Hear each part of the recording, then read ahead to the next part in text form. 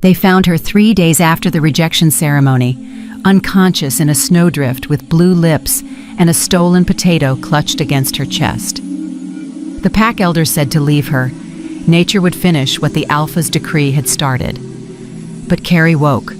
She always woke.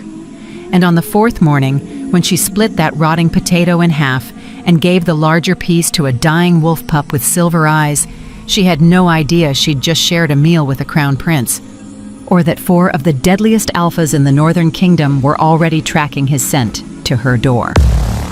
Chapter 1. The Last Potato. The cold had teeth.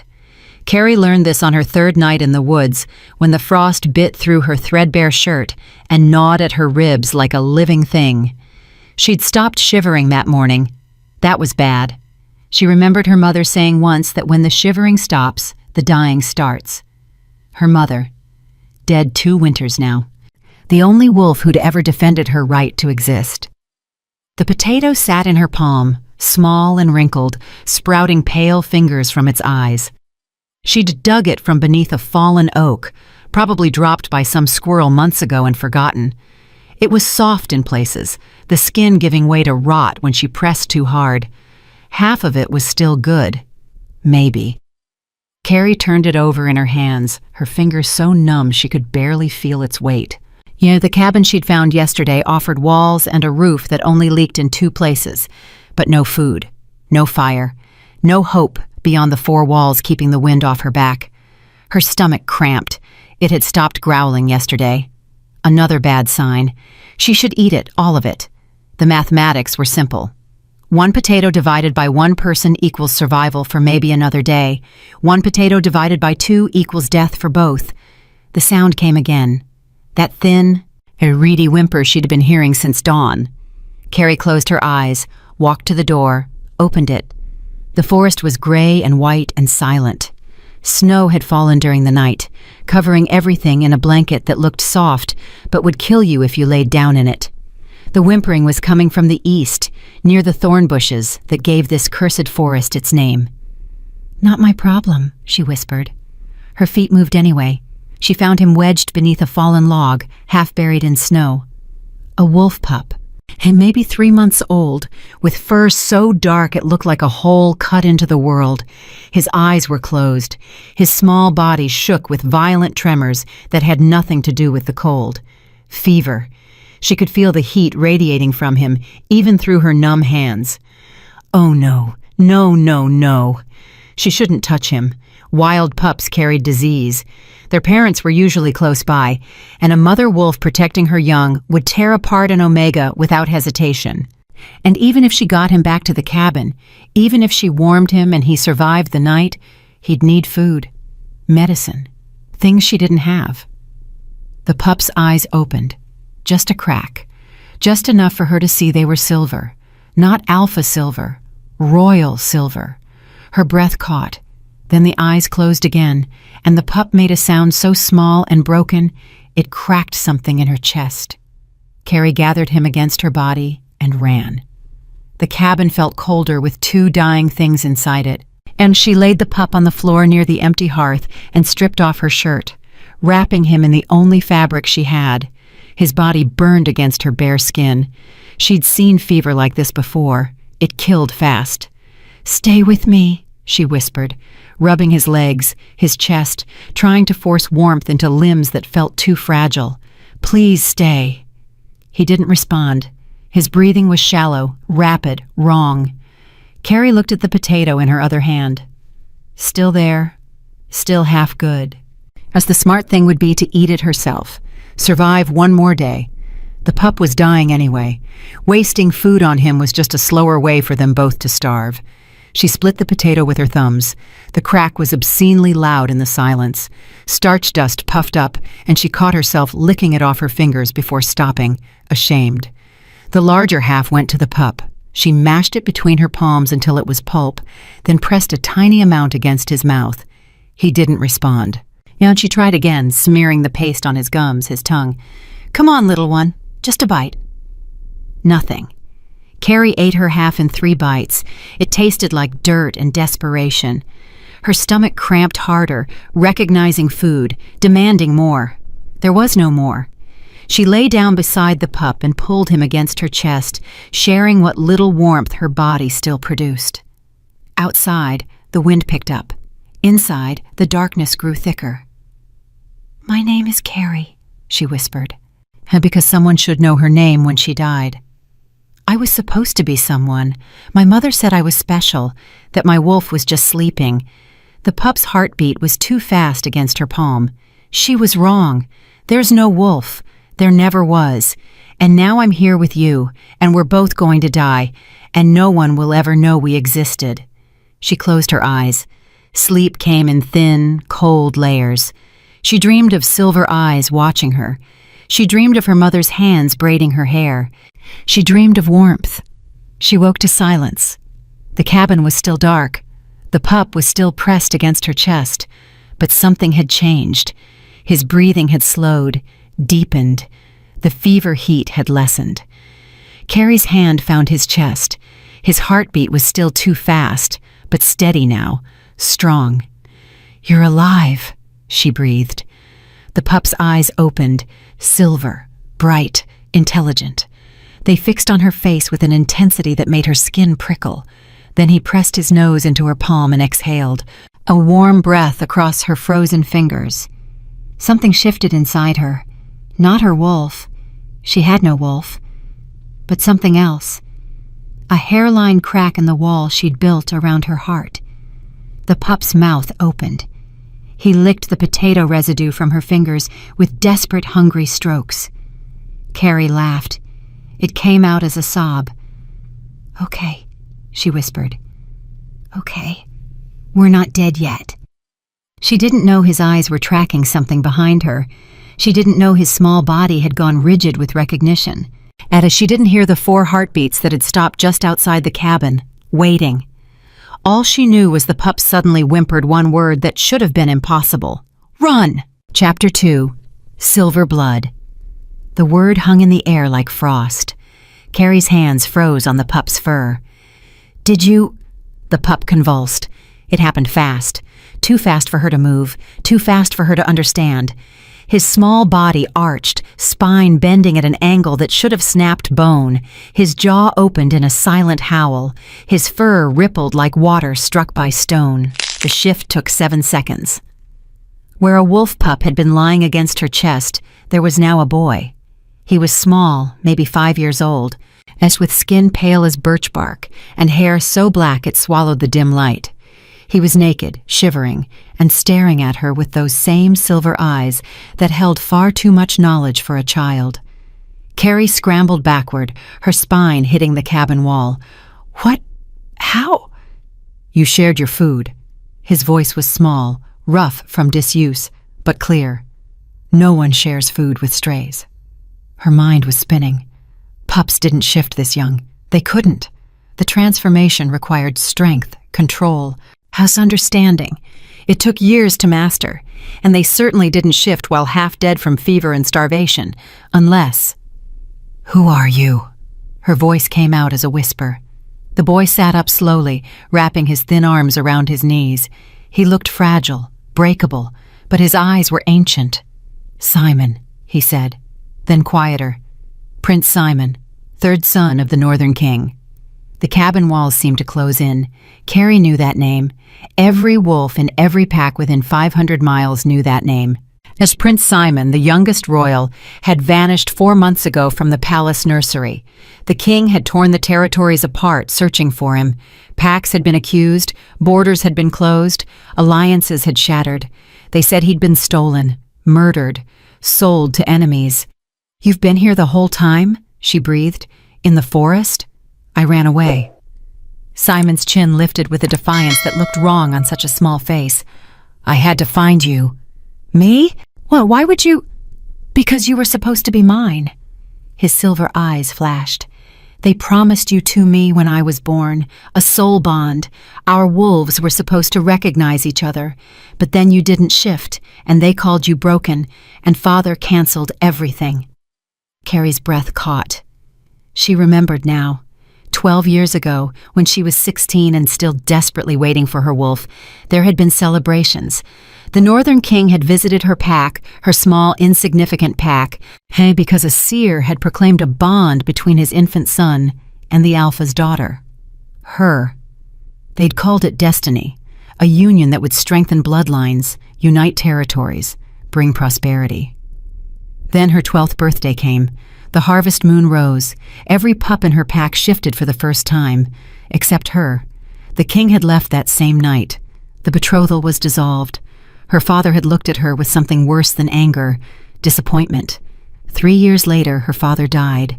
And 2 years after that, her mother.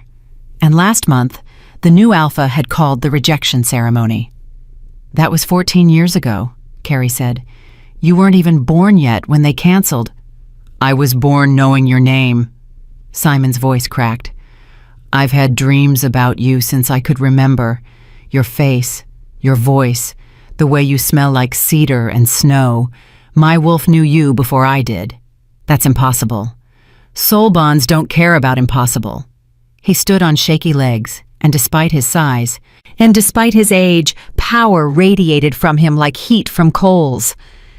When Father exiled you last month, I felt it, like someone cut a rope I'd been holding my whole life, so I left. A 5-year-old child walked 300 miles through winter? I'm stronger than I look. He swayed slightly, and Carrie caught him without thinking.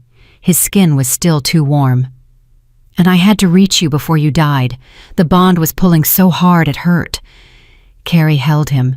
This impossible prince who'd crossed a frozen wasteland to find a wolfless Omega. Her mind was screaming at her to think, to plan, to understand the consequences of what was happening. They'll come for you, she whispered. Your father, his guards. They'll track you here and... They're already here. The cabin door exploded inward. 4 wolves stood in the doorframe, massive and black as sin. Each one was the size of a small horse, their shoulders nearly touching the top of the doorway. Yet their eyes glowed gold in the darkness, 4 pairs of burning lanterns fixed on Carrie with predatory focus. Simon pressed against her, small and warm and fragile. The lead wolf stepped forward. The others followed in perfect formation, moving as one unit, military precise. They filled the cabin with their presence, their power, the crushing weight of alpha authority that made Carrie's bones ache. The lead wolf shifted. The transformation was brutal and elegant. Bone cracked, reformed. Fur retreated. Muscle redistributed. In 3 seconds, a man stood where a beast had been. He was tall, broad-shouldered, with a scar running from his left eye to his jaw. His hair was dark, shot through with silver at the temples. His face was carved from stone and violence. He looked at Simon, then at Carrie, then at the potato pulp still smeared on the floor. Prince Simon, his voice was gravel in winter, step away from the Omega. Simon's small hand gripped Carrie's arm. No. The man's jaw tightened.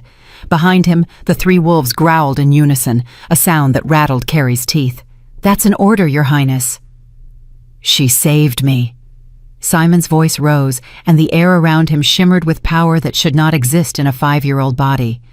She gave me her last food. She's mine. The cabin went silent.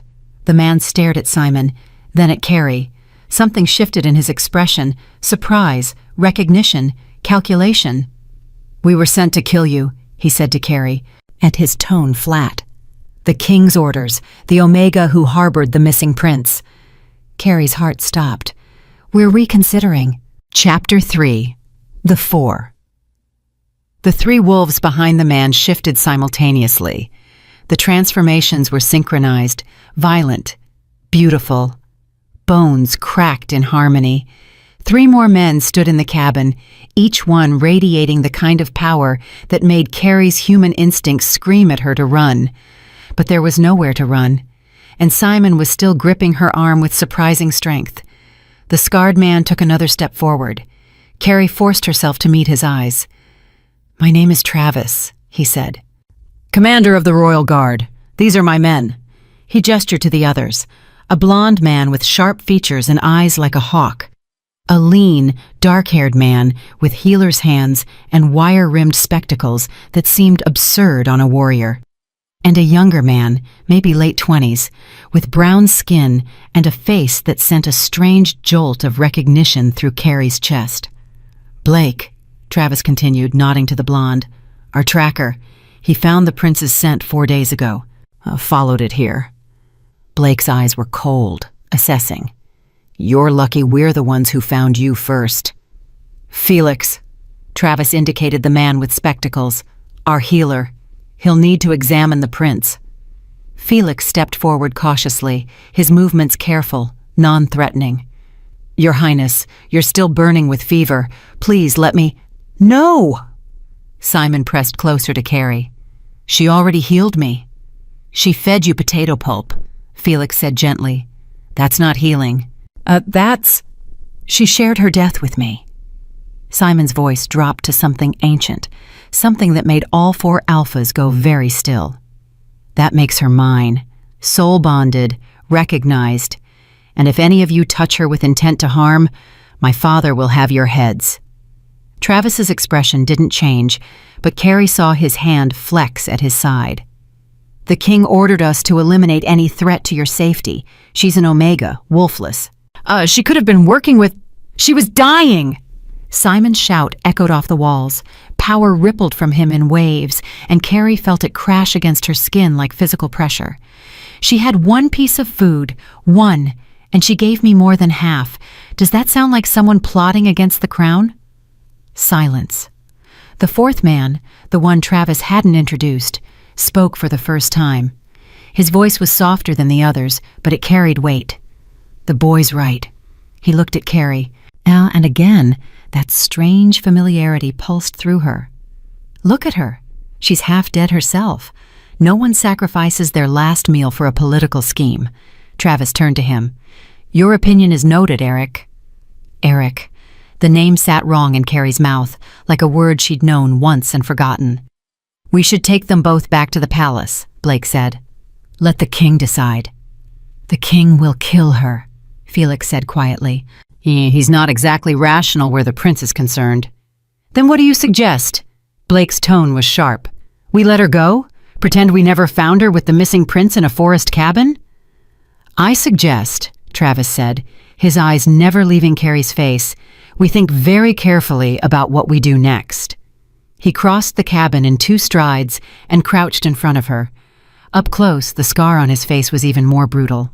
A claw mark, she realized, from something big. "Oh, did you know who he was?"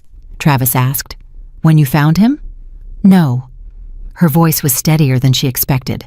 "I thought he was a stray, a dying pup. I didn't—" She swallowed. "I didn't know. But you helped him anyway." "What else was I supposed to do?" Something flickered across Travis's face. Not quite respect, not quite trust, but something close. "The king thinks you kidnapped his son," he said. "That you've been hiding him. Using him as leverage, or—" "I've been trying not to freeze to death," Carrie interrupted, anger finally breaking through fear. "I was exiled 3 weeks ago with nothing but the clothes on my back. I found this cabin by accident. I found him by accident. And I'm sorry if keeping a child alive offends your king, but I won't apologize for it." Travis's lips twitched, almost a smile. Almost. "You're brave. Stupid, but brave." He stood. "Blake, check the perimeter. Make sure we weren't followed. Felix, examine them both. Eric, I'll get firewood," Eric said before Travis could finish. "And food, if there's any game nearby." He left quickly, and Carrie watched him go with that nagging sense of something unfinished. Blake moved to the door, shifting back to wolf form with practiced ease. His massive body disappeared into the forest. Felix approached slowly, his hands raised. "I really do need to check you both. The prince's fever hasn't fully broken. And you—" His eyes traveled over Carrie's frame. "When did you last eat?" "Yesterday." A lie. It had been 4 days before the potato. Felix's expression said he knew it. "I'm going to touch your wrist, just to check your pulse. Is that acceptable?" The gentleness in his voice nearly broke her. Carrie nodded. His fingers were warm against her frozen skin. He frowned. Your heartbeat is erratic. You're hypothermic, malnourished. I'd guess you have maybe 3 days before... I know. She pulled her hand back. I know what happens next. Simon suddenly grabbed Felix's arm. You can save her. You have medicine, food. You can... Your Highness, Felix said carefully, we'd need to take her back with us, to the palace. Then we take her. The king won't allow it. Then I won't go back. Simon's silver eyes blazed. I'll stay here with her. If she dies, I die. Travis turned sharply. You can't be serious. Try me. The standoff lasted 5 seconds. Then Travis did something Carrie didn't expect. He laughed. It was a harsh, bitter sound, but genuine. You're definitely your father's son. He looked at Carrie again, and this time she saw the calculation in his eyes. Here's the situation. We can't leave you here to die. The prince won't allow it, and frankly... He paused. It doesn't sit right with me either. So you're taking me prisoner? We're taking you under protection. There's a difference. Is there? You'll find out. Eric returned with an armful of wood and 2 dead rabbits. He built a fire with efficient movements, and soon warmth began to seep into the cabin's corners. Felix cooked the rabbits while Travis watched Carrie with unreadable eyes. Simon refused to leave her side, his small body pressed against hers like a shield. When the food was ready, Felix handed her a portion. It was more than she'd eaten in a week. Eat slowly, he warned. Your stomach won't... She was already eating, tears streaming down her face at the taste of hot meat. Simon ate beside her, and when he finished, he curled against her side and promptly fell asleep. We leave at dawn, Travis said. The journey will take 3 days on foot. Can you walk? Carrie looked down at her bare, frost-bitten feet, at her body that was more skeleton than flesh, at the child sleeping peacefully against her for the first time in months. I'll walk, she said. Travis nodded. Good, because if you fall behind, I'm carrying you, and you won't like that. It wasn't until later, when the fire had burned down to coals and the 4 alphas had stationed themselves around the cabin like sentries, that Carrie realized something. She'd just agreed to walk into the palace of the king who'd ordered her death. Chapter 4. The Commander's Choice. Travis hadn't slept in 37 hours. He stood outside the cabin in the pre-dawn darkness, watching his breath form clouds in the frozen air. Behind him, through the cracked window, he could see the Omega and the prince sleeping by the dying fire. Blake was on watch to the north. Felix had finally dozed off after spending 2 hours monitoring their vital signs. Eric had disappeared into the forest an hour ago, claiming he needed to scout ahead. Oh, Travis knew a lie when he heard one. Eric had been acting strange since they'd found the cabin, restless, distracted. Whatever was eating at him would have to wait. Right now, Travis had a bigger problem. He pulled the folded parchment from his coat pocket. The king's seal was still intact, the wax unbroken. He'd been carrying it for 4 days, ever since they'd left the palace. The order was clear. Find the prince, eliminate any threats, return immediately. Travis had memorized every word during the first night of their journey. The king's handwriting was sharp, aggressive, each letter carved into the paper like a blade. The Omega is not to survive contact. No exceptions, no trial, no mercy. Travis had executed men for less, had followed orders that turned his stomach because that was what commanders did. You didn't question the king. You didn't hesitate. You certainly didn't stand in a frozen forest debating whether disobeying a direct command was worth your life. But he kept seeing her face, the way she'd looked at the prince with something beyond fear or calculation, the way she'd admitted sharing her last food with a dying pup like it was the most obvious thing in the world. What else was I supposed to do? Travis had served the king for 15 years, had witnessed his brutality, his paranoia, and the way grief over the missing prince had turned him into something darker. But he'd also seen the man before. The father who'd once held his sons with genuine tenderness. This order? This was the grief talking. The rage. Not the king Travis had sworn to serve. At least that's what he told himself. "You're thinking too loud." Travis didn't turn. Felix approached from behind, his footsteps nearly silent on the snow. "Thought you were sleeping," Travis said. Thought you were following orders." Felix moved beside him, adjusting his spectacles. "You haven't opened the second letter." Travis's hand moved to his other pocket. The second parchment sat there like a coal burning through fabric. "Don't need to. I know what it says." "Confirmation protocols," Felix said quietly. "If you don't send a runner back within 5 days of finding the prince, the king deploys the secondary team, and they won't ask questions before they act." "I know. We found him 4 days ago, Travis." "I know." Felix was silent for a moment, then softer. "She didn't take him. You know that." Knowing and proving are different things. The boy's testimony. The boy is 5 years old and soul bonded to her. His testimony means nothing to the king. Travis finally turned to face Felix. "The moment we bring her to the palace, she's dead, soul bond or not, royal protection or not. The king will find a reason." Felix's expression was grim. "So what do you want to do?" It was the question Travis had been avoiding for 4 days. What did he want? He wanted to follow orders. He wanted the simplicity of clear commands and clearer consequences. He wanted to not care about a wolfless Omega who should have been irrelevant to his life. But he kept thinking about the potato pulp on the floor, the larger half given to a dying stranger. "I want to know why," Travis said finally. "Why she did it. What she hoped to gain." "Maybe she didn't hope to gain anything. Maybe she's just—" Felix paused. "Good." Travis laughed bitterly. "Good doesn't survive in our world. She survived 3 weeks in the Thornwood with nothing. I'd say good is tougher than you think." Movement inside the cabin caught Travis's eye. The Omega was awake, carefully extracting herself from the prince's grip. She stood slowly, favoring her left leg, and moved to the window. As their eyes met through the cracked glass, she didn't look away, didn't flinch, just held his gaze with something that looked like resignation. She knew. Somehow, she knew exactly what he was debating. Travis made his decision.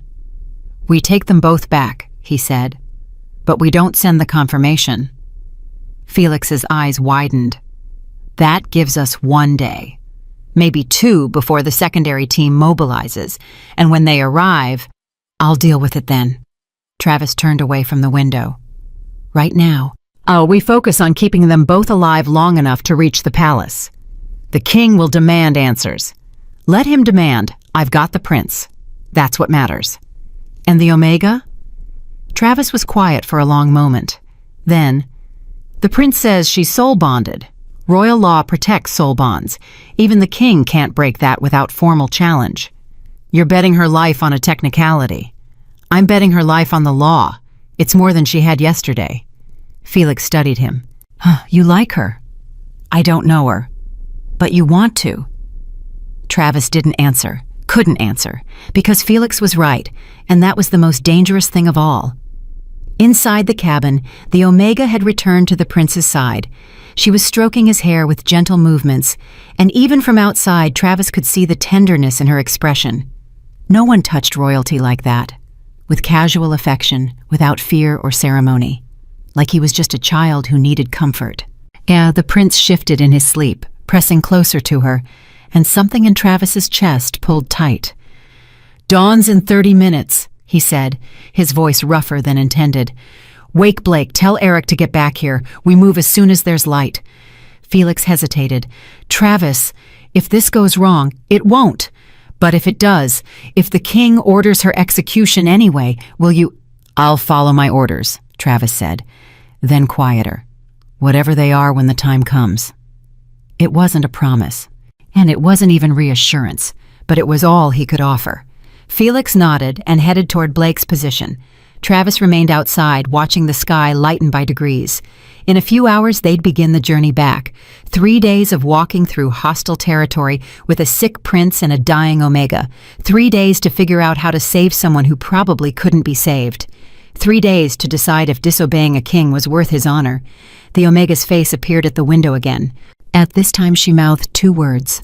"Thank you." Travis turned away before she could see his expression, because he wasn't sure if he was saving her or just delaying her execution, and he wasn't sure which would be crueler. Chapter 5. The Prophecy. They walked for 2 days before Carrie's legs gave out. She felt it happening. The way her left knee buckled mid-step, the way the world tilted sideways, the way the frozen ground rushed up to meet her face. Then strong hands caught her before she hit. Travis, always Travis, watching her with those calculating eyes. "I'm fine," she said automatically. "You're not." He lifted her like she weighed nothing. "Felix, how much farther to the way station?" 3 miles. Felix appeared at Travis's shoulder, already pulling out his medical kit. "But she needs rest now, her body's shutting down.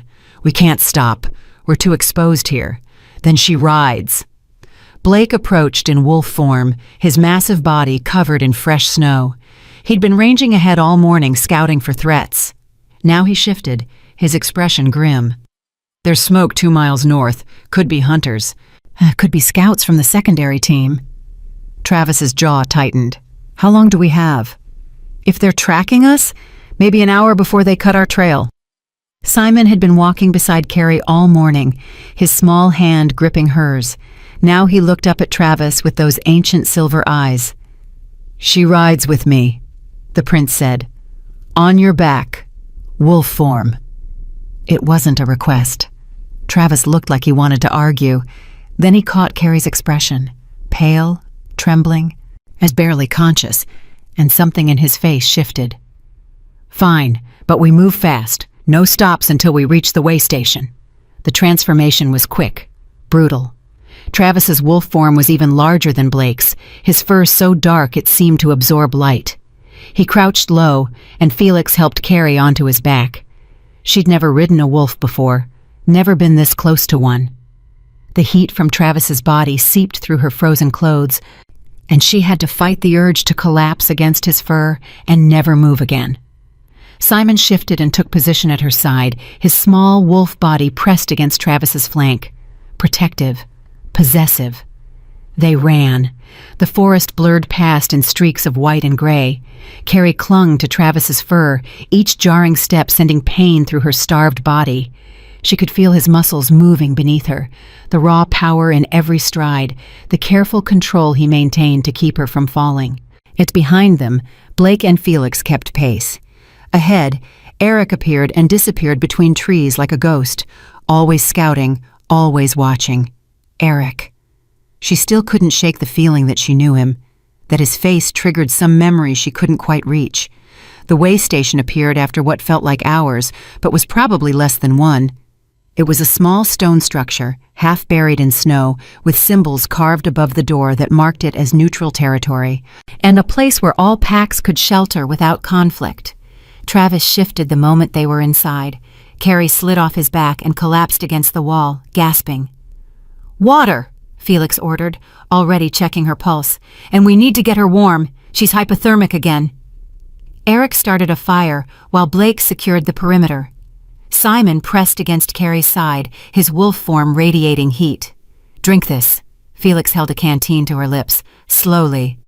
The water tasted like rust in salvation, and Carrie forced herself to sip, not gulp, even though every cell in her body was screaming for more. Travis stood at the window, watching the forest. "How long before they find us?" "Depends if it's hunters or the secondary team," Blake said. "Hunters won't care about us. The team will come straight here." "Then we need leverage." Travis turned to face them. "Something that makes killing her more trouble than it's worth." "The soul bond," Felix started, "won't be enough. The king can challenge it." "I'll claim she manipulated the prince somehow." Travis looked at Carrie. "We need something else, something that makes her untouchable." Simon's wolf form shimmered, and suddenly the boy was standing there, naked and furious. "She is untouchable. She's mine, soul bonded. Anyone who hurts her answers to me." "You're 5 years old," Blake said, not unkindly. "Your word doesn't carry the weight you think it does." "Then whose word does?" Simon's voice rose. "What do we need? A seer? A prophecy? Fine. Take us to one." Travis went very still. "What did you say?" "There's a seer 3 miles from here, in the old village. Mother took me once when I was younger." Simon's eyes blazed. "If a seer confirms the bond, even father can't break it. It's ancient law." Blake and Travis exchanged glances. Something passed between them, unspoken. "The village was destroyed," Blake said carefully. 2 years ago. Raiders. The seer survived. She always survives." Simon looked at Carrie. "We go there. As we get proof. Then father has to accept it." Felix frowned. "Seers don't just confirm bonds on command. They're not fortune tellers, they're messengers of the moon goddess," Eric interrupted. Everyone turned to him. He was staring at Carrie with an expression she couldn't read. "And if the goddess has something to say about this bond, the seer will speak it." Silence fell over the way station. Carrie found her voice. "I don't understand." "Oh, what prophecy?" Travis crossed the room and crouched in front of her. Up close, his scarred face was almost gentle.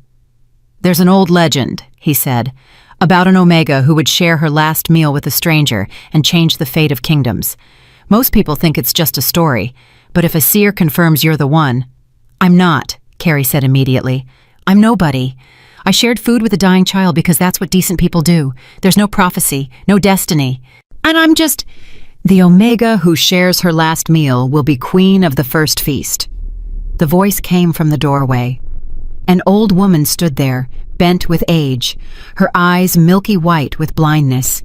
She wore robes covered in moon symbols and carried a staff carved from bone. No one had heard her approach. "The prophecy is 300 years old," the seer continued, her blind eyes somehow fixed on Carrie. "Spoken by the first moon priestess before she died." "Oh, we've been waiting for you." Carrie's heart hammered. "You're wrong, I'm not—" The seer moved forward with surprising speed. Her gnarled hand shot out and gripped Carrie's wrist. Power slammed through the room like a physical force. Simon yelped. The 4 alphas staggered backward. The fire flared white-hot, then died to embers.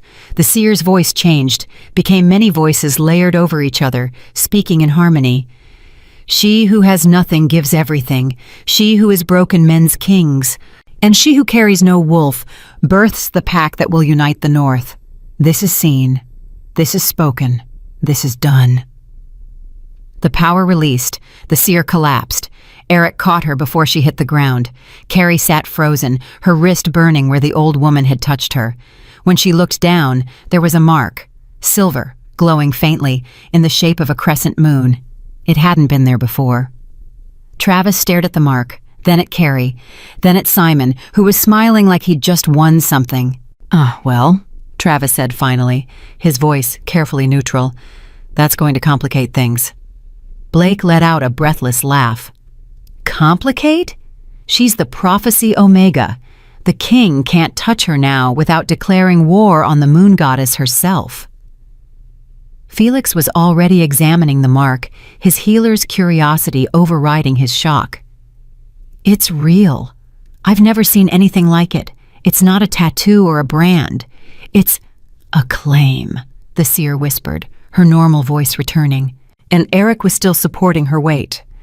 "The goddess has marked her chosen. She is protected by divine law." Carrie couldn't breathe. "I don't want to be chosen. I don't want any of this. I just want—" "To survive," Travis finished. His expression was unreadable. "Well, you just got your best chance." Outside, a howl cut through the air, then another, then a dozen more, growing closer. Blake moved to the window. "The secondary team, they found us." Travis stood, and his commander's mask sliding back into place. "How many?" "At least 15, maybe more." "We can't fight that many," Felix said. "We don't have to." Travis looked at Carrie, at the glowing mark on her wrist. "We just have to show them what she is." Simon shifted back to wolf form and positioned himself in front of Carrie, hackles raised. The howls grew louder, closer. Travis opened the door and stepped outside, Blake and Felix flanking him. Eric stayed inside with Carrie and Simon, his body tense. "All ready." Carrie watched through the window as 15 massive wolves emerged from the tree line, all black, all identical to the first four, all radiating killing intent. The lead wolf shifted, a woman, tall and scarred, with eyes like ice. "Commander Travis," she said, her voice carrying across the snow, "you failed to send confirmation. The king demands the Omega's head." Travis didn't move. The king will get his answer, but not the one he expected. He turned and gestured to Carrie. Show them." Carrie stood on shaking legs, walked to the doorway, raised her wrist. The mark blazed like a small sun, bathing the clearing in silver light. The woman's eyes widened, then she dropped to one knee. Behind her, all 15 wolves did the same. "The prophecy Omega," the woman breathed. "Blessed by the goddess, marked and claimed." Carrie's legs finally gave out. This time when she fell, it was Eric who caught her, and as darkness took her, she heard his whisper in her ear. "I'm sorry, sister. I should have told you sooner." Sister. The word followed her into unconsciousness, like an anchor pulling her into deep water. If you felt that, if Carrie's loneliness just hit different knowing her brother was there all along, please hit subscribe if you haven't. She survived exile alone. Don't make her story go unheard too. Chapter 6. Blood Memory. Carrie woke to the sound of arguing. Can't possibly expect us to believe she didn't know. She was exiled with nothing. How would she know about a 300-year-old prophecy? Convenient timing, though. The king's son goes missing, and suddenly a marked Omega appears. She was marked after we found her. You saw it happen. Carrie opened her eyes. The way station ceiling swam into focus. Her body felt like it had been beaten with rocks, but the bone-deep cold had finally retreated. Someone had wrapped her in furs, fed her, kept her alive. She turned her head and found Eric sitting beside her, his expression carefully blank. "Sister," she croaked. His jaw tightened. "You heard that." Hard to miss. She tried to sit up. Her wrist throbbed where the mark still glowed faintly beneath a bandage. "What did you mean?" Eric glanced toward the door where voices still argued. Then he leaned closer, at his voice dropping to barely a whisper. "Our mother was mated to your father before you were born, but she was Omega. Weak, they said, so he rejected her and took a stronger mate instead. Your mother." Carrie's breath caught. "That's not—" "She was already pregnant with me when he cast her out. I was born in exile, raised by her until she died when I was 10. Then I joined the guard, worked my way up, never told anyone who my father was." His eyes met hers. "You're my half-sister. Same father, different mothers, different fates." The world tilted. "You've known this whole time? Since I saw you in the cabin. You have his eyes. Our eyes." Eric's voice was rough. "I wanted to tell you, but what? You thought watching me nearly die was better than the truth? I thought keeping you alive was more important than satisfying your curiosity." His tone sharpened. "Do you have any idea what would happen if the guard knew? If the king knew? You're not just a marked Omega anymore. Yet you're the bastard daughter of a dead alpha with a royal soul bond and a divine claim. You're a political weapon." "I'm a person," Carrie said. "Not anymore." Eric stood. "The moment that mark appeared, you stopped being just Carrie. You became the prophecy. And prophecies don't get to choose their own fates." He left before she could respond. Carrie lay back, her mind spinning. A brother. She had a brother. All those years alone, grieving her mother, believing she was the last of her bloodline. And there had been someone else, someone who'd known and said nothing. The door opened. Travis entered, followed by Felix and the scarred woman from earlier. "You're awake," Travis said, not a question. "Good, we need to talk." The woman stepped forward. Up close, her scars were even more vicious. Claw marks across her throat, a chunk missing from her left ear. "I'm Anita," she said. Her voice was surprisingly soft. "Second commander of the Royal Guard. I lead the secondary team." "The team sent to kill me," Carrie said flatly. Anita didn't flinch. "Yes, before the mark. Now things are different." "How different?" Travis moved to the window. "The mark changes everything." You're protected by divine law. Even the king can't order your execution without blasphemy charges, but there's always a but, Carrie muttered. But, Travis continued, you still need to stand trial. The king will want proof you didn't manipulate the prophecy somehow. Yeah, that you didn't fake the mark.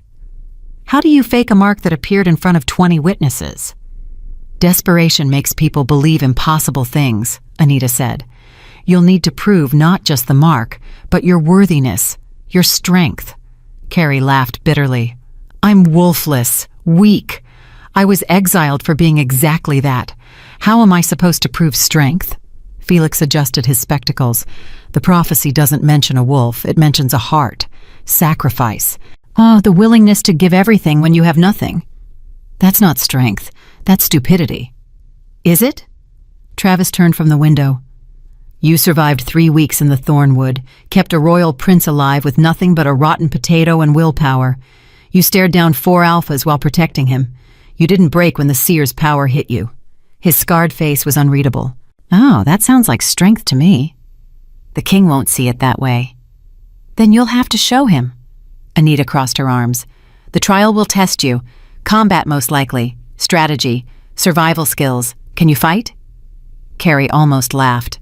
No. Can you hunt? Barely. Shift? I'm wolfless. Anita and Travis exchanged glances. Felix cleared his throat. There might be another way, the healer said carefully. The mark isn't just symbolic. It's a connection to the goddess's power. Oh, if you could access that power. I can't access anything, Carrie interrupted. I've tried my whole life to find my wolf. There's nothing there. Just emptiness. Maybe you were looking for the wrong thing, Felix said. Before Carrie could respond, the door burst open. Simon ran in, still in human form, wrapped in a blanket someone had found for him. They're coming, he gasped. Father's personal guard, 50 wolves. They'll be here by nightfall. Travis swore. How do you know? I felt it. Just through the bond. Simon grabbed Carrie's hand. He's coming to test the prophecy himself. If you fail, I won't fail, Carrie said automatically. Then quieter. I can't. You won't be alone. Simon's silver eyes blazed. I'll fight for you. We all will. The prince can't fight his own father, Anita said. That's treason. Then it's treason. Simon's voice carried power that made the windows rattle. She's mine, soul-bonded. If he wants to break that, he'll have to kill me first. The room went silent. Travis knelt in front of Simon. Your Highness, I know you believe that, but you're 5 years old. Your father is the Northern King. He'll remove you from the situation, and then I'll run again. Simon's chin lifted. And I'll keep running until you people understand that I'm not a child playing games. This bond is real. She's real, and I won't let anyone hurt her. Carrie felt something break open in her chest. This stubborn, as impossible prince who'd walked 300 miles through winter to find her, who'd chosen her when the entire world had said she was worthless. She squeezed his hand. I'll pass the trial. You don't know what it is yet, Felix said gently. Doesn't matter. Carrie met Travis's eyes. Whatever it is, I'll survive it, because I've survived everything else. Travis studied her for a long moment, then he nodded. We have until nightfall to prepare, Felix. See if you can help her access the mark's power. Anita, brief me on standard trial protocols. Blake... He paused. Where is Blake? Perimeter watch with Eric, Anita said. Get them both. We need everyone ready. Travis moved toward the door, then stopped, looked back at Carrie. For what it's worth, I hope you survive this. Is that concern, Commander? His lips twitched, almost a smile. Professional interest. It would be inconvenient to explain your death to the prince. He left before she could respond. Felix approached with his medical kit. The mark is on your wrist, but its power connects to your core, your heart. If we can find a way to channel it... How? Carrie asked. I've never had power. Never felt anything like what other wolves describe. Because you were looking for a wolf. Felix pressed his hand over her heart, clinical and careful. The prophecy Omega doesn't need a wolf. She needs something else. Something that's been there all along, waiting for the right moment. And you think that moment is now? I think, Felix said quietly, that the goddess doesn't mark people for fun. You have power. We just need to find it before the king arrives. Outside, the sun was beginning its descent. Shadows stretched across the snow like dark fingers reaching for the way station. Somewhere in the forest, 50 wolves were moving closer, and Carrie, marked and claimed and utterly unprepared, had less than 6 hours to learn how to become whatever the prophecy said she was, or die trying. Chapter 7. 4 Courts. Felix's method of finding her power involved sitting very still and listening to her core. Carrie had been sitting very still for 2 hours. The only thing she was listening to was her stomach growling. "I don't think this is working," she said. Felix frowned, his hand still pressed over her heart. "The mark is definitely active. I can feel energy pulsing from it, but you're blocking it somehow." "I'm not blocking anything." There's nothing to block." "There's always something." Felix pulled his hand back, adjusting his spectacles. "Every wolf has a core, even wolfless ones. It's just dormant, sleeping." "My mother used to say that." Carrie's throat tightened. "That my wolf was just sleeping. She was wrong." "Was she?" Felix tilted his head. "Or did your wolf wake up and you missed it because you were looking for the wrong signs?" Before Carrie could respond, the door opened. Blake entered carrying a tray of food. Real food. Bread, dried meat, cheese, even a small flask of something that smelled like honey. "Commander's orders," Blake said, setting the tray beside her. "You need strength for tonight." Carrie stared at the food. It was more than she'd seen in months. "This is too much. Eat it anyway." Blake's hawk-like eyes studied her. "The trial won't be easy. You'll need every advantage." He turned to leave, then paused. "For what it's worth, I'm sorry." "For what?" "For not speaking up. When the Alpha exiled you, I was there. I watched it happen, and I said nothing." His jaw tightened. "That was cowardice." "You didn't even know me." "Doesn't matter. Wrong is wrong." He met her eyes. "I won't make that mistake again." He left before she could process the words. Carrie picked up the bread. It was still warm. Someone had baked it recently, probably in the way station's small oven. The smell alone made her dizzy. She ate slowly, savoring every bite. While Felix continued his examination of the mark. Outside, she could hear voices. Travis barking orders, Anita coordinating defenses, Simon arguing with someone about sleeping arrangements. The door opened again. This time it was Eric. He carried a bundle of clothes. "These are mine. They'll be big on you, but better than what you're wearing." Carrie looked down at her tattered shirt, the one she'd been exiled in. It was more holes than fabric now. "Thank you," she said carefully. And Eric set the bundle down and sat across from her. His face was unreadable. "I meant what I said earlier, about keeping you alive being more important than the truth." "That doesn't make it right." "No, but it kept you breathing."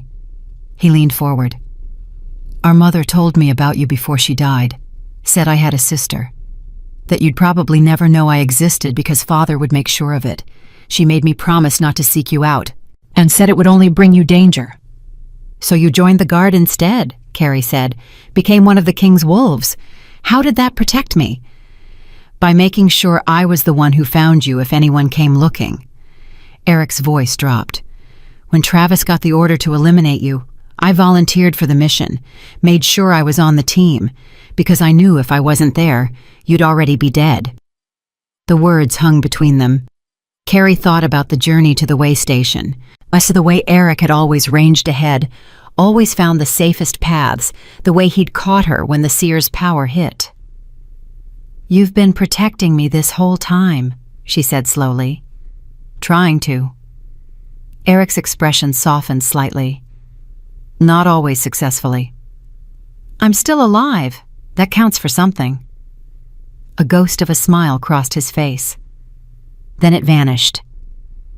"The king arrives in 4 hours. When he does, I can't show favoritism, can't defend you openly. And if he suspects we're related, I understand. I'll do what I can behind the scenes, but in the trial, I'll be on my own. Carrie nodded. I get it. Eric stood, hesitated, then reached out and squeezed her shoulder once, briefly. You're stronger than you think. You always were. He left. Carrie sat alone with the clothes and the food and the mark that pulsed with power she couldn't access. Through the window, she watched the sun sink lower.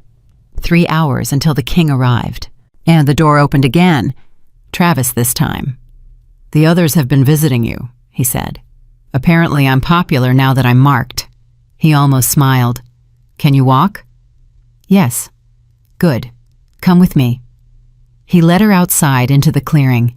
The cold hit her immediately, but it wasn't as brutal as before. Felix's healing and the food had helped. The 4 alphas were waiting. Travis, Blake, Felix, and Eric. They stood in a loose formation, and something about their positioning felt deliberate, formal. Yeah, what is this? Carrie asked. Travis gestured to the others. The prophecy says you'll unite the North, that you'll birth the pack that changes everything. But packs need more than prophecy. They need loyalty, trust, bond. I don't understand. Blake stepped forward. In wolf culture, when an Omega is claimed, her pack has the right to court her, to prove their worth as protectors and mates. Carrie's heart stuttered. Mates? The soul bond ties you to the prince, Felix said gently. Oh, but the mark ties you to something larger, a destiny that involves more than one wolf. The prophecy speaks of unity, of bringing together what was broken. 4 alphas from 4 bloodlines, Travis said. His scarred face was serious. Each of us has a claim to offer, a reason to stand beside you, if you'll have us. This was insane. You don't even know me. We know enough, Blake said. You shared your death with a prince. You survived exile. While you carry a mark that hasn't been seen in 300 years, that's more than most wolves accomplish in a lifetime. And your pack, Eric added quietly. Whether you want to be or not. The bond is already forming. We all feel it. Carrie looked at each of them. Travis with his commander's bearing and hidden gentleness. Blake with his hunter's eyes and buried guilt. Felix with his healer's hands and quiet wisdom. Eric with his secret loyalty and brotherly protection. Oh, this is a terrible idea, she said. Probably, Travis agreed. But when has that ever stopped destiny? He moved closer, knelt in front of her the way he had in the cabin. I'm not good with words. I'm a soldier. I follow orders and kill threats and keep people alive. But I'm offering you my protection, my loyalty, my strength, if you'll accept it. Blake was next. I'm offering my skills, my tracking, my hunting, my knowledge of the territories, and my promise that I'll never stand silent while you suffer again. Felix approached, his spectacles catching the fading light. I'm offering my healing, my knowledge, and my vow to help you understand the power you carry, whatever it takes. Eric came last. He didn't kneel, just looked at her with eyes that matched hers. I'm offering family, the brother you never knew you had, and the promise that blood protects blood, always. Carrie couldn't breathe. 4 alphas saw offering themselves to a wolfless Omega who couldn't give them anything in return. I can't shift, she said. Can't hunt properly, can't fight. I have nothing to offer you. You have everything, Travis said. You just don't see it yet. Before she could respond, a howl split the air. Then another, then 50 more, harmonizing in a sound that made the trees shake. The king had arrived. Simon burst from the way station in wolf form, positioning himself immediately at Carrie's side, and his small body was tense, ready to fight despite his size. Travis stood, his expression shifting to commander mode. Positions, everyone. The trial begins now. The 4 alphas formed a protective circle around Carrie and Simon. Through the trees, she could see them coming. 50 massive wolves, all black, all moving in perfect formation. At their center walked a man in human form. He was tall, broad-shouldered, with silver hair and eyes that glowed like molten gold. He wore furs that marked him as royalty, and power radiated from him like heat from a forge. The Northern King. He stopped at the edge of the clearing. His eyes found Simon first. Relief flashed across his face, quickly masked. Then his gaze moved to Carrie. She felt the weight of it like a physical thing. Judgment, suspicion, curiosity, rage, all layered together. "So," the king said, his voice carrying across the snow, "you're the Omega who holds my son's soul. And apparently, the goddess's favor." Carrie forced herself to stand straight. "I'm Carrie, and I didn't ask for either." The king's eyebrows rose. "Bold. I was told you were meek." "You were told wrong." A smile ghosted across his face. "Not warm, calculating. The mark on your wrist. Show me." Carrie unwrapped the bandage. The crescent moon glowed silver against her skin. The king stared at it for a long moment. Then he looked at Travis. "You believe this is genuine?" "I witnessed the marking myself." Your Majesty, as did Commander Anita and 19 others." "Witnesses can be deceived. Power can be faked." The king's eyes returned to Carrie. "Which is why you'll face the trial. 3 tests. Survive them all, and I'll acknowledge your claim. Fail even one." "She won't fail," Simon said. His child's voice somehow carried alpha authority. "Because she's stronger than all of you." The king's expression softened for just a moment when he looked at his son. Then it hardened again. "We'll see. The first test begins at moonrise." He turned and walked back into the trees, his 50 guards following like shadows. Carrie's legs shook. Travis caught her elbow. "What are the tests?" she asked. "I don't know," he admitted. "The king chooses them. They're different for every trial." "How am I supposed to prepare for the unknown?" Travis's scarred face was grim. "You improvise, and you don't die." "Great plan. It's the only one we have." The moon began to rise, full and bright and merciless. And somewhere in the forest, the king was deciding how to test a wolfless Omega marked by the goddess herself. Carrie looked at the 4 alphas standing guard around her, at Simon pressed against her leg, at the mark glowing on her wrist. "Okay," she said quietly. "Let's see if I'm really worth saving." Chapter 8. The Trial. The arena wasn't an arena at all. It was a circle of standing stones in a clearing half a mile from the way station, each stone taller than a man and carved with symbols so old their meaning had been forgotten. Snow covered the ground inside the circle, unmarked and pristine. The king stood at the north stone. His 50 guards ringed the perimeter in wolf form, silent sentries. Travis and the others were forced to stand outside the circle with Simon, who was still arguing about being excluded. Carrie stood alone in the center.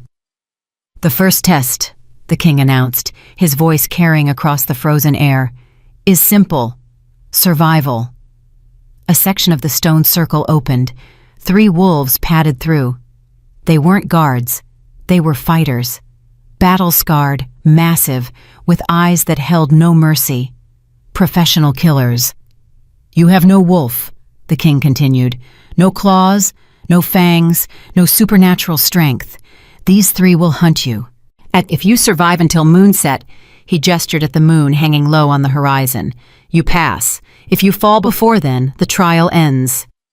Carrie's mouth went dry. "How long until moonset?" 1 hour. "You want me to survive 3 trained killers for an hour with no weapons and no wolf? I want to see if the goddess's mark means anything." The king's expression was unreadable. "Begin." The 3 wolves charged. Carrie ran. She had no plan, no strategy, just pure instinct screaming at her to move. The wolves were faster. She heard them behind her, paws thundering on packed snow, felt the heat of their breath. The first one lunged. Carrie dropped and rolled, and teeth snapped shut where her throat had been. She came up running, aiming for the stones. If she could get her back to something solid, keep them from surrounding her. The second wolf cut her off. She veered left, slipped on ice, went down hard. Pain exploded through her shoulder. The third wolf was on her. Carrie threw up her arms, a useless human gesture against fangs designed to kill. The wolf's jaws closed around her forearm. The mark flared. Silver light exploded from her wrist, searing and bright. The wolf yelped and released her, stumbling backward. Smoke rose from its muzzle where her skin had touched. Carrie stared at her arm. The mark was blazing now, so bright it hurt to look at.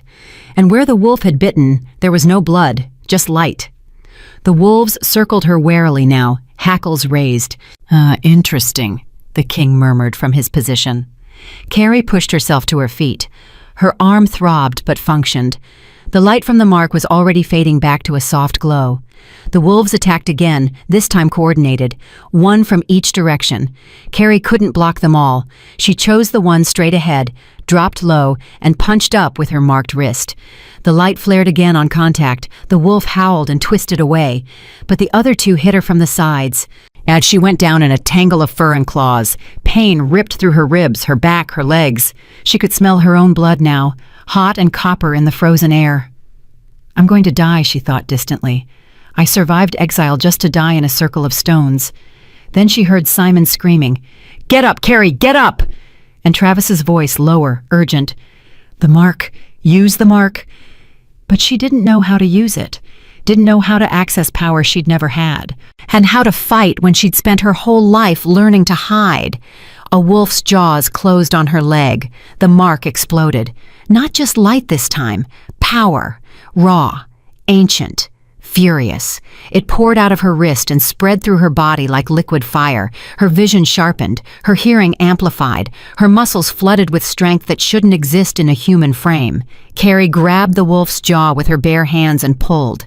The wolf released her with a whimper. She stood. Blood ran down her legs, her sides, her arms. But the pain was distant now, secondary. All she felt was the power thrumming through her veins.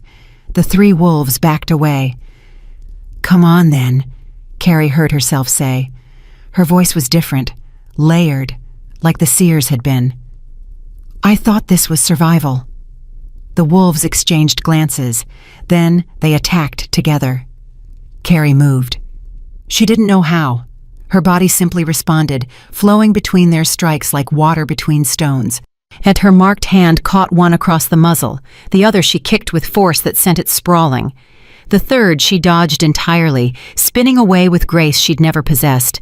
The power was singing in her blood now, not her wolf. Something else, something that had been sleeping for 28 years, waiting for the right moment to wake. The wolves kept coming. She kept moving. Minutes bled together. She was bleeding too, she knew that distantly. But the mark kept flaring, kept healing, has kept feeding her strength she shouldn't have.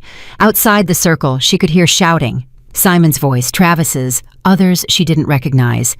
But it was all background noise. All that mattered was the dance, the fight, the impossible act of surviving.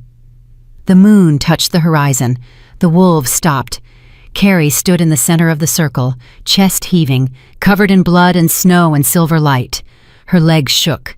The power was fading now, retreating back into the mark like a tide going out. The king entered the circle. He walked past the three exhausted wolves and stopped in front of Carrie.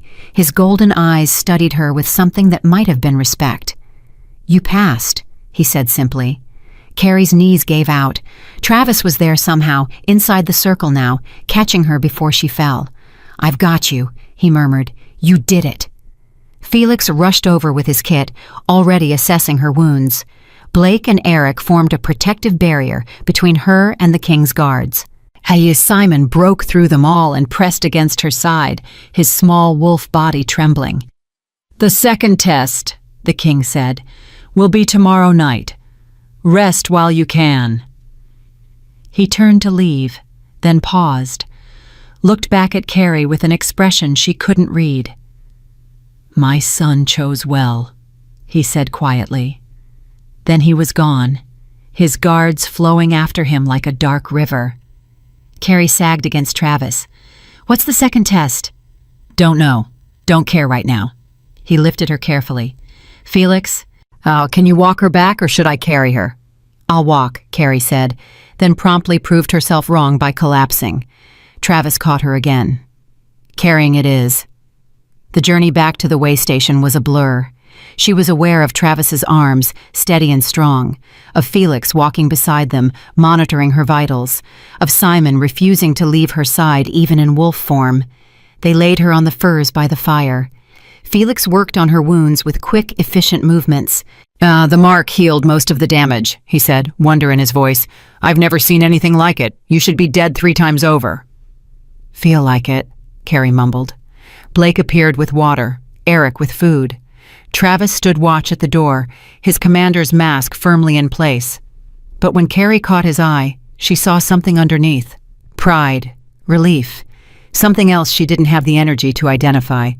Simon shifted and curled up beside her in human form, stealing half her furs. You were amazing. I was lucky. You were strong. His silver eyes were serious, like I knew you would be. Carrie wanted to argue, wanted to say it was just the mark, just borrowed power, nothing that belonged to her.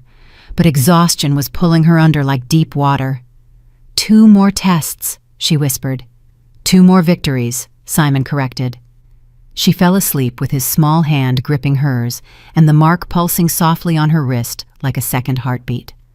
Outside, as the moon completed its descent, dawn was still hours away, and somewhere in the forest, the king was planning his next test for the Omega who refused to die.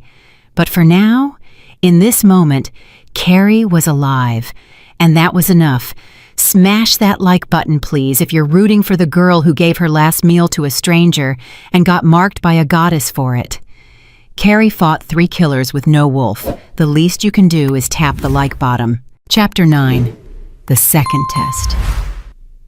Carrie woke to screaming. She was on her feet before she was fully conscious, the mark on her wrist already flaring. The way station was chaos. Travis and Blake were at the door in defensive positions. Felix was shouting something about perimeter breach. Eric was gone. Simon was gone too. What happened? Carrie demanded. Travis turned, his face grim. The prince. Someone took him 20 minutes ago. We were changing guard shifts and... Who? We don't know. What? No scent trail, no tracks, nothing. Like he vanished. Carrie's blood went cold. The soul bond. She could feel it, that invisible thread connecting her to Simon. It was still there, still intact, but stretched thin, pulling. North, she said. He's north of here. Blake's hawk eyes narrowed. How do you know? The bond. I can feel him. She was already moving toward the door. He's terrified. We need to... Travis blocked her path. This is the second test. Carrie stopped. What? The king took him. I'd bet my life on it. Travis's scarred face was hard.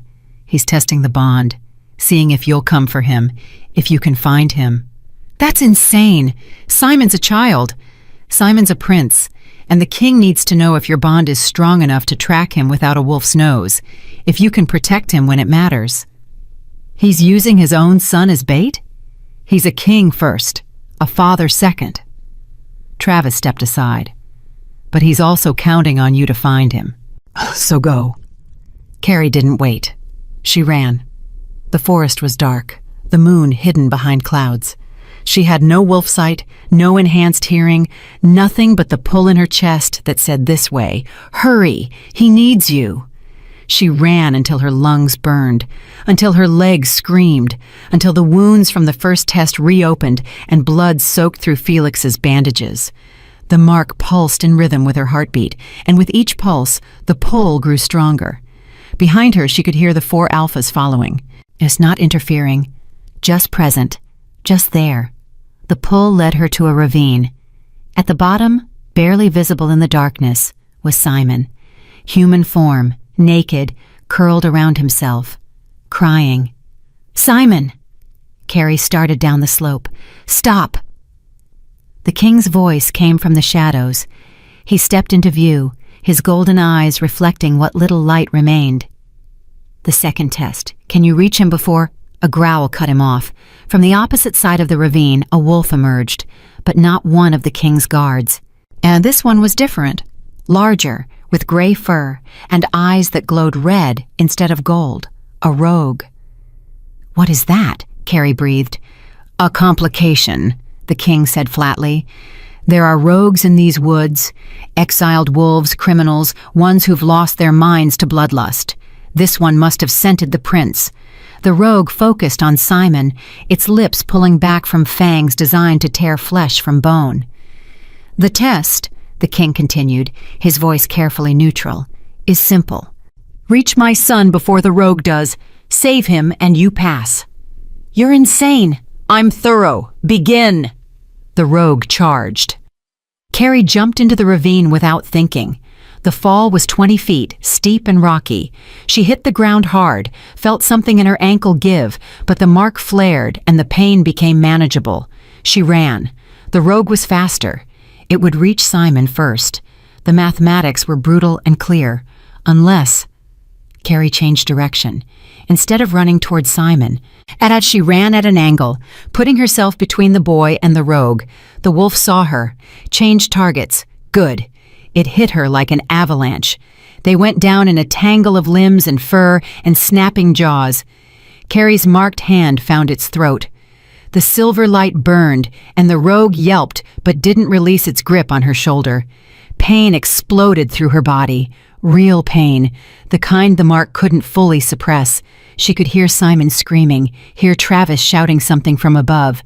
But all she could focus on was keeping the rogue's jaws away from vital areas, keeping it focused on her instead of the prince. The rogue's claws raked her ribs, her stomach, her thighs. The mark pulsed desperately, trying to heal, trying to keep her alive, but there was too much damage, too fast. I'm not going to make it, she thought distantly. Then Simon was there, not the 5-year-old boy, the wolf, small but blazing with power that made the air crack and hiss, and he latched onto the rogue's hind leg with surprising strength. The rogue turned, confused, trying to dislodge this tiny attacker. Carrie used the distraction. She drove her marked wrist into the rogue's eye. The light flared so bright it turned the ravine into daylight. The rogue screamed, a sound no natural animal should make, and fled. Carrie collapsed. Simon shifted back to human form and pressed against her. No, Carrie, stay awake, please. She tried to respond. Couldn't. The world was going gray at the edges.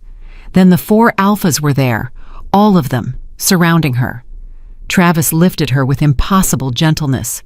Felix was already working, his hands glowing with his own healing power. She's losing too much blood, Felix said urgently. The mark can't keep up with this level of trauma. Then we give her what she needs. Eric's voice was rough. A pack bond. Real one. Share our strength. That's permanent, Blake said. Once formed, yet it can't be broken. Then we don't break it. Travis looked at the others. She saved the prince again. She's earned this. All agreed? 3 nods. Travis placed his hand over Carrie's heart. The others followed, forming a circle of contact. Simon pressed close, his small hand joining theirs. By blood and bond, Travis said, his commander's voice carrying weight beyond words. By choice and oath, we claim you as pack, as Alpha and Omega, now as heart and home. We claim you, the other 3 echoed. We claim you, Simon whispered. Power slammed into Carrie like lightning. Not just her own, theirs too. 5 wolves binding themselves to her, sharing their strength, their life force, their very essence. The mark on her wrist exploded with light. But this time, it didn't stop at her wrist. It spread. Up her arm, across her chest, down her other arm until a matching crescent appeared on her left wrist too. Double marked. Felix gasped. Oh, that's impossible. The goddess only marks once. Not for a pack bond this strong, a soft voice said. The seer stood at the ravine's edge, her blind eyes somehow fixed on Carrie. She who carries no wolf births the pack that will unite the North. This is that pack. 5 wolves and 1 Omega, bound by choice instead of blood, bound by love instead of law. The king stared down at them, his expression unreadable. The second test is passed. But the third. We'll wait. Travis's voice carried alpha authority that even the king couldn't ignore. She needs to heal. We all do. For a long moment, the king said nothing. Then he nodded once, sharp and final. Tomorrow night, the 3rd test, final test. He turned away. Don't fail. He left with his guards, and the clearing fell silent except for Carrie's ragged breathing. The wounds were closing now, the shared pack strength accelerating her healing beyond what the mark alone could do. She could feel them in her chest, Travis's steady loyalty, Blake's fierce protection, Felix's gentle care, Eric's brotherly devotion, Simon's absolute, unwavering love. A pack. She had a pack. "Did we really just—" she started. "Yes," Travis said. His hand was still over her heart. "No taking it back now." "I wouldn't want to." He smiled. Actually smiled. It transformed his scarred face into something almost gentle. They carried her back to the way station as the sun began to rise. The double marks on her wrists glowed softly, matched by answering glows on each of the 5 wolves who'd bound themselves to her. One test remained, but for the first time since her exile, Carrie didn't feel alone. She had a pack, a family, a purpose beyond simple survival. And when the 3rd test came, she would face it the same way she'd faced everything else, by refusing to break, by refusing to die, by being impossibly exactly what the prophecy said she was. Strong. Chapter 10. The Luna Omega. The 3rd test began at midnight. They gathered at the stone circle again, but this time the king wasn't alone. Behind him stood a woman Carrie had never seen.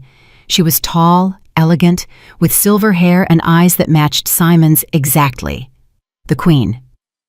"The final test," the king announced, "is not one of survival or strength. It is one of truth." He gestured to the Queen, who stepped forward carrying something wrapped in silk. She unfolded it carefully, and revealing a mirror, ancient, its frame carved from bone and inlaid with moonstones. "The mirror of Luna," the Queen said softly. Her voice was gentler than her mate's. "It shows what is hidden, what is true beneath all deception." She looked at Carrie. "You carry marks that say you are chosen. You have survived 2 trials, but the final question remains. Who are you really?" "I don't understand," Carrie said. "The mirror will show us." The king's expression was hard. "Oh, it will reveal your true nature. If you are truly the prophecy Omega, blessed and marked, it will show that. If you are something else, a pretender, a manipulator, a threat, it will show that too. And if I refuse, then you fail, and the bond with my son is severed by royal decree, prophecy or not." Simon pressed against Carrie's leg, his small body tense. Behind her, she felt Travis and the others shift closer.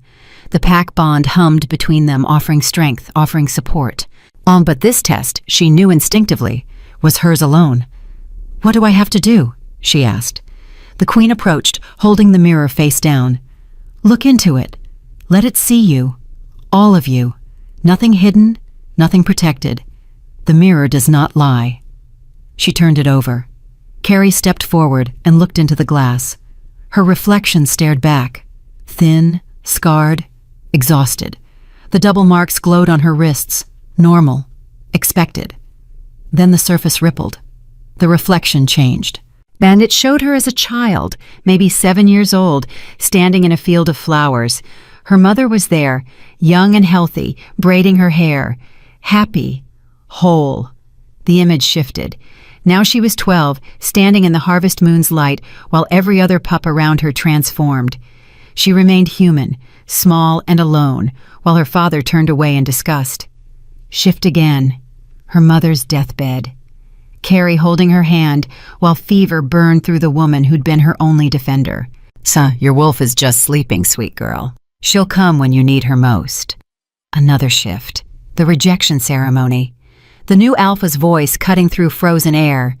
"The wolfless do not belong among wolves." The pack howling in celebration while she walked barefoot into exile. Carrie wanted to look away but couldn't. The mirror held her, showing her every moment of pain, every rejection, every time she'd been called broken, cursed, worthless. Then the images changed again. And she saw herself finding Simon, splitting the potato, the larger half given without hesitation. She saw herself standing against 4 alphas, protecting the prince with nothing but conviction. She saw herself in the first trial, covered in blood but refusing to fall. She saw herself in the ravine, putting herself between the rogue and Simon without thought for her own survival. The mirror showed her every scar, every wound, every moment she should have died but didn't.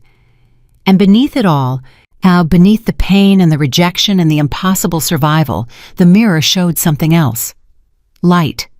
Not from the marks. From her. From the core that Felix had kept trying to help her find. It had been there all along, burning quietly in the center of her chest. Not a wolf. Something else. Something that had weathered every cruelty, absorbed every rejection, survived every attempt to break it, her heart. As the mirror showed that her strength had never been about shifting or hunting or supernatural power. It had been about getting up every morning despite everything, about sharing her last meal when she was starving, about loving a child who wasn't hers to love, about refusing to let the world's cruelty turn her cruel in return. The image shifted one final time. It showed her standing in a great hall, wearing robes of silver and white. 5 wolves stood around her: Travis, Blake, Felix, Eric, and a grown Simon, no longer a child, but a young man with his father's bearing and his mother's gentle eyes. Behind them, hundreds of other wolves. A pack. No, multiple packs, all different, all gathered under one banner. Unity, the thing the prophecy promised. And at the center of it all, Carrie stood not as an Omega who'd been marked by the goddess, but as something the North hadn't seen in 300 years, a Luna Omega. A queen who could command alphas not through dominance, but through devotion, through earned loyalty, through the kind of strength that didn't destroy, but protected. The mirror went dark. Carrie stumbled backward, gasping. Travis caught her immediately, his presence solid and grounding through the pack bond. The king stared at the mirror, then at Carrie. His golden eyes were wide, something like awe breaking through his usually controlled expression. "Luna Omega," he breathed. "The prophecy didn't just mark you, it named you." The queen's hand trembled as she lowered the mirror. The last Luna Omega died 300 years ago, the one who unified the warring packs and brought peace to the North. We thought the line was extinct. "It was," the seer said, materializing from the shadows like she'd been there all along, until the goddess decided the North needed unity again, and until she found a wolf strong enough to carry the burden. "I'm not strong," Carrie said automatically. "I don't even have a wolf. You have something better." The seer's blind eyes fixed on her. "You have a heart that refused to break when the world tried its hardest. That's the rarest power of all." The king dropped to one knee. The clearing went silent. Behind him, his 50 guards did the same. Then the queen knelt, then Travis, Blake, Felix, and Eric, though they were already bound to her. As Simon shifted to human form and walked to Carrie, he took her hand and smiled up at her with absolute certainty. "Told you," he said. "You were always strong. Everyone else was just too stupid to see it." Carrie started to laugh. It came out halfway as a sob. "I'm still wolfless." "You're Luna Omega," the king said, his voice carrying across the clearing. "You don't need a wolf. You command them." He looked up at her with something she'd never expected to see from him. Respect. The 3rd test is passed, all 3 trials complete. By ancient law and divine right, I acknowledge your claim, your bond to my son, your marks, your destiny. He stood and held out his hand. "Welcome to the Northern Kingdom, Luna Carrie. May your reign unite what pride has broken." Carrie stared at his hand, at the king who'd ordered her death weeks ago, now offering alliance, at the queen smiling through tears, at Simon gripping her other hand, and at her pack surrounding her with loyalty so fierce it burned through the bond. She took the king's hand. "I don't know how to be a queen," she said honestly. "Good," the queen said, stepping forward. "The North has had enough rulers who thought they knew everything. We need one who's willing to learn." She pulled Carrie into an embrace that was surprisingly warm. "And we need one who remembers what it's like to suffer, and who won't forget the ones the rest of us cast aside. The exiled," Carrie said. "The wolfless, the ones called broken. Them especially." The king's expression was somber. "You will help me undo the damage my pride has caused. Help me change laws that should never have existed. Help me build a north where strength is measured by more than fangs and claws. That will take time. We have time." He looked at Simon. "Thanks to you, I have my son back. That's worth more than any pride." "Or any tradition." He paused. "I was wrong about you, about what strength means. I won't make that mistake again." It wasn't quite an apology, but it was close, and it was honest. Carrie nodded. "Then we start tomorrow. Every exiled wolf, every rejected Omega, everyone cast out for being different, they get a choice. Come home if they want, stay free if they prefer, but they get to choose." "Agreed," the king said, "by royal decree, effective immediately." Around the clearing, wolves began to howl, and not in celebration of an exile this time, but in acknowledgement of something new, something better. Change. 3 months later, Carrie stood in the great hall wearing silver robes and feeling ridiculous. "Stop fidgeting," Felix said, adjusting her collar for the 3rd time. "You look perfect." "I look like I'm playing dress-up." "You look like a Luna Omega," Travis corrected. He stood at her right, his commander's uniform pristine. Saw the pack bond glowing faintly at his wrist where it matched hers. "Which you are, so stop complaining." Blake appeared with a tray of food. "Eat something. You need strength for the ceremony." "I'm not hungry." "Eat anyway," Eric said from her left. He'd been assigned as her personal guard, which meant he got to be both protective and annoying. "You passed out last week from skipping meals." "That was one time." Simon ran into the hall in human form, now wearing clothes that actually fit. Now, in 3 months, he'd grown taller, started training with the guards, and developed an annoying habit of correcting everyone's protocol. "Mother says the delegations are arriving," he announced.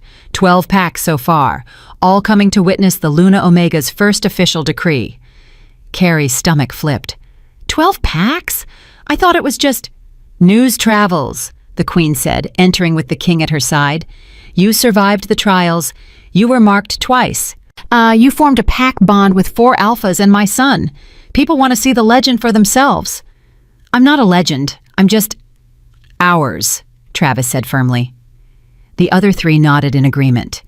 Through the pack bond, she felt their absolute certainty, their loyalty, their love.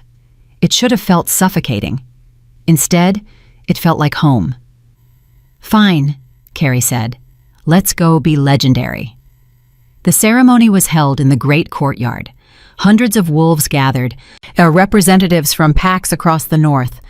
At the center stood Carrie, flanked by her pack, facing the king. "Today," the king announced, his voice carrying across the crowd, "we witness a new era. The Luna Omega has proven herself through trial, through sacrifice, through the kind of strength our people had forgotten existed.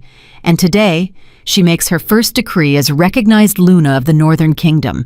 He gestured to Carrie. She stepped forward, her heart hammering, and the double marks on her wrists glowed softly. She could feel every wolf present watching her, judging her, wondering if the prophecy was real. "I was exiled 3 months ago," she said. Her voice was steady, despite her nerves. "Cast out for being wolfless, for being broken. I was told I didn't belong among wolves, that I was cursed, weak, worthless." She paused, met the eyes of wolves in the crowd. "How many of you have heard those words? And how many of you have watched someone you love be cast aside for being different, for not fitting into the narrow definition of what strength looks like?" Murmurs rippled through the crowd, some uncomfortable, some thoughtful. "My first decree as Luna Omega is this: no more exiles based on shifting ability. No more rejections based on perceived weakness. Strength comes in many forms, and a pack that casts aside its most vulnerable is not strong. It's cruel." More murmurs, louder now. Every wolfless Omega, every late shifter, every one deemed broken, they are under my protection, under Luna's protection. Anyone who harms them answers to me." She raised her wrists, the marks blazing bright. "This is not a request. This is law, recognized by the moon goddess herself." Silence. Then, From the back of the crowd, someone began to howl, a long, mournful sound that spoke of old pain, old wounds, old rejections finally acknowledged. Others joined. The sound built, harmonizing, and until the entire courtyard was filled with wolves howling their agreement, their grief, their hope that maybe, finally, things could be different. The king stepped forward. The decree is witnessed, recognized, and will be enforced across all territories under Northern Kingdom rule. He knelt before Carrie again.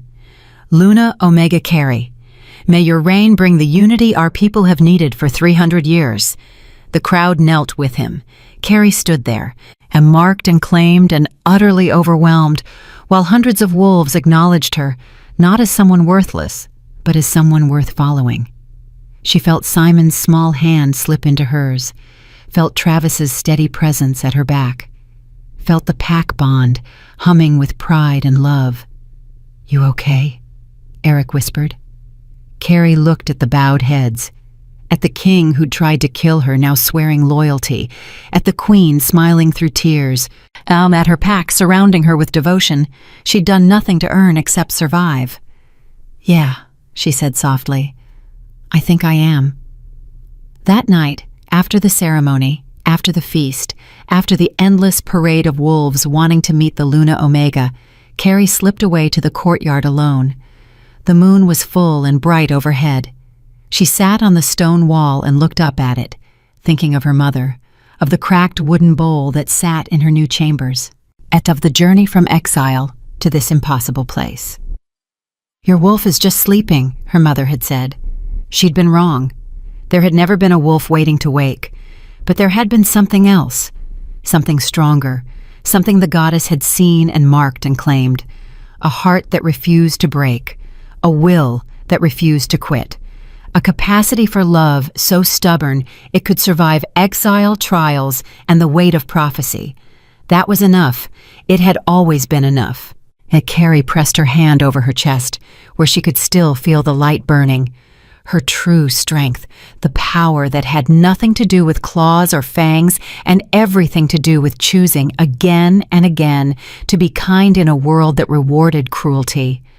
"I miss you, Mother," she whispered to the moon, "but I think you'd be proud of who I became." A warm presence settled beside her. Travis, carrying 2 cups of something that smelled like spiced wine. "Thought you might want company," he said. Always." They sat in comfortable silence, watching the moon together.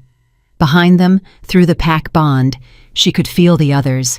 Blake on patrol, Felix in the healing wing, Eric checking perimeters, Simon finally asleep after fighting bedtime for an hour. Her pack, her family, her home. "Thank you," she said softly. "For what?" "For reconsidering." Travis smiled, his scarred face gentle in the moonlight. "Best decision I ever made." Somewhere in the forest, a wolf howled, then another. A song of unity, of change, of prophecy fulfilled. And Carrie, Luna Omega of the Northern Kingdom, listened with a heart that had survived everything the world threw at it, and somehow still had room for hope, for love, for tomorrow.